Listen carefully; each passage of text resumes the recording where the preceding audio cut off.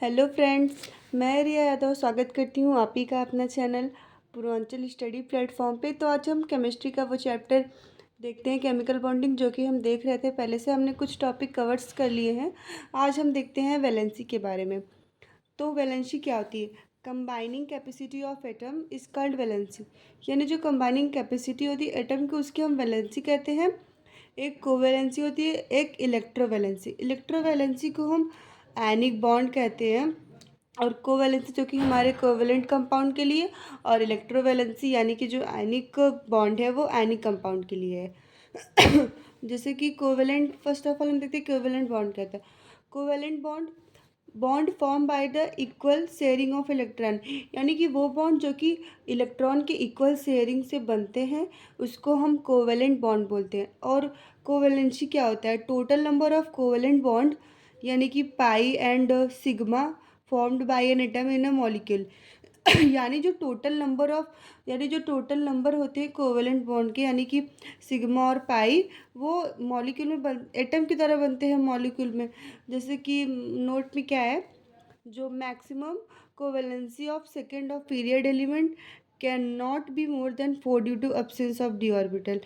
यानी जो maximum covalency होती है सेकंड पीरियड के एलिमेंट के, उसमें 4 से ज़्यादा मतलब वैलेंसी नहीं हो सकती, क्योंकि डी ऑर्बिटल उसमें एब्सेंस होता है, मतलब नहीं होता है। एंड कोऑर्डिनेट बॉन्ड क्या होता है? Formed by the unequal sharing of electron. Coordinate bond is formed between electron donor and electron acceptor if can not be distinguish from covalent bond after formation.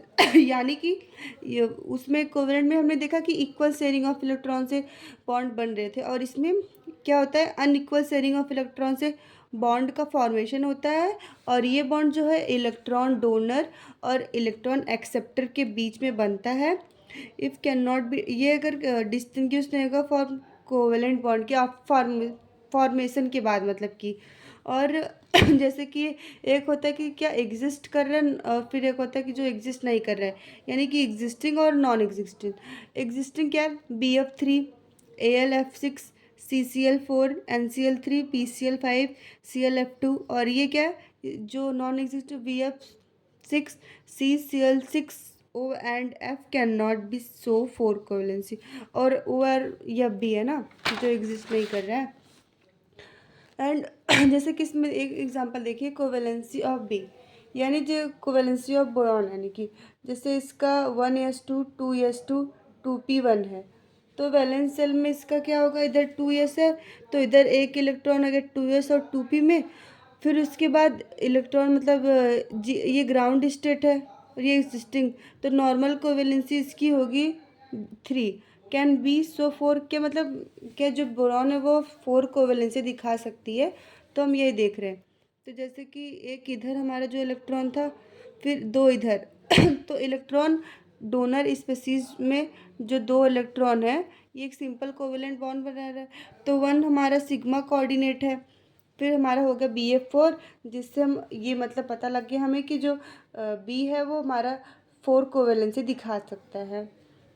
ऐसे इसका भी है हमारा covalency of nitrogen. Covalency of be in BF3, BF4 मतलब BF3 CO2 NF3 H2SO4 PCl5 PCl3, ऐसे सबका है। In which excited state SF6 and SO3 is form. तो एक्साइटेड स्टेट सेकंड में ये मतलब हमारे बनते हैं। और वेस्पर थ्योरी यानी VSEPR थ्योरी क्या है? It is based on a repulsive interaction of the electron pair in the valence shell of the atom। यानी कि ये रिपल्सिव इंट्रैक्शन इलेक्ट्रॉन पेयर के रिपल्सिव अट्रैक्शन पे बेस्ड है valence shell of the atom की। According to the VSEPR every molecule has a tendency to acquire certain geometrical shape in which repulsion between various electron pair is minimized and thus maximized distance between them। यानी कि VSEPR theory के according जो सभी molecule है उनके पास tendency होती है कुछ सर्टेन इलेक्ट्रॉन को यानी ज्योमेट्रिकल शेप को एक्वायर करने की, जिसमें हमारा रिपल्सिव फोर्स के बीच में इलेक्ट्रॉन पेयर कम से कम या फिर ज़्यादा से ज़्यादा डिस्टेंस उनके बीच में पाया जाता है, बनते हैं। ऑर्डर ऑफ रिपल्सन क्या है? फर्स्ट ऑफ ऑल सबसे ज़्यादा होता है लोन पेयर और लोन पेयर, फिर लोन पेयर बॉन्ड पेयर में, फिर उसके बाद बॉन्ड पेयर और बॉन्ड पेयर में। Overall geometry in molecule is mainly depend on pi bond and lone pair. And types of monocentric molecule, जैसे सराउंडिंग एटम है। और फिर ये तो सराउंडिंग एटम मतलब हम किसे डिनोट करते, ए से हम डिनोट करते, ये मतलब इसका पूरा जो है वो है ABNLM। तो ए मतलब सेंट्रल एटम, बी मतलब सराउंडिंग एटम, ये मतलब नंबर ऑफ सराउंडिंग एटम और नंबर ऑफ सिग्मा बॉन्ड, और ये मतलब होता है नंबर ऑफ, इसका तो लोन पेयर हो गया। फिर trick to find N and M in ABNL, इसको फाइंड करने के लिए हमारे पास ट्रिक चाहिए। तो ट्रिक क्या है, ये तब देख चुके कि ये मतलब जो सेंट्रल होता है, फिर bond pair, lone pair, number of sigma and number of lone pair. तो किसी भी एटम की फर्स्ट ऑफ ऑल हम जैसे कि इसकी लेते हैं SO2 की टोटल वैलेंसी, जानते हैं कि जो सल्फर होता है उसकी टोटल वैलेंसी 6 है। तो ये S1 है तो इसका 6 ले लेंगे। उसके बाद हमारा ऑक्सीजन 2, तो हमने 2 ले लिया। फिर उसके बाद 8 से डिवाइड करने पे हमारा कितना आया, हमारा 2 आया। फिर जितना हमारा आया 8 से डिवाइड करने पर हम उसको भी फिर 2 से डिवाइड कर देते हैं। फिर हमारा रिमाइंडर जितना आता है उसको हम L के साथ लिख देते हैं, और डिवाइड करने पे जितना हमारा क्वेश्चन रहता है उसको हम B के साथ। तो इसका हो गया AB2L1।